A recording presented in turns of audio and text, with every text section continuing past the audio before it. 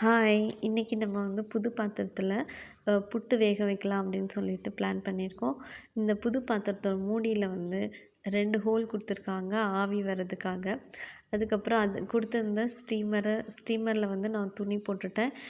பச்சரிசி மாவில் கொஞ்சமாக உப்பு சேர்த்து சுடு தண்ணி போட்டு நல்லா மிக்ஸ் பண்ணிவிட்டு நல்லா மிக்ஸ் பண்ண மாவை இந்த துணியில் போட்டுட்டு ஆவியில் ஒரு 5 to 7 மினிட்ஸ் நம்ம குக் பண்ணி எடுத்துக்கலாம் போதும். ஏன்னா நம்ம சுடு தண்ணியில் மிக்ஸ் பண்ணும்போதே பாதி குக் ஆகிருக்கும். மாவு சூடாக தான் இருக்கும். அதுக்கப்புறம் நம்ம இதில் ஆவியில் ஒரு 5 to 7 மினிட்ஸ் போதும். புட்டு நல்லா வந்துடும். அதுக்கப்புறம் நம்ம துருவின தேங்காய் 2 ஏலக்காய் தட்டி போட்டுக்கலாம். தேவையான அளவுக்கு நாட்டு சர்க்கரை சேர்த்துருக்கேன் இன்றைக்கி. நம்ம சுகர் இருந்தால் சுகர் சேர்த்துக்கலாம். நான் இன்றைக்கி நாட்டு சர்க்கரை சேர்த்துருக்கேன். இது ஒரு சூப்பரான பிரேக்ஃபாஸ்ட். சின்ன குழந்தைங்கள்லேருந்து பெரியவங்க வரைக்கும் சாப்பிட்லாம்.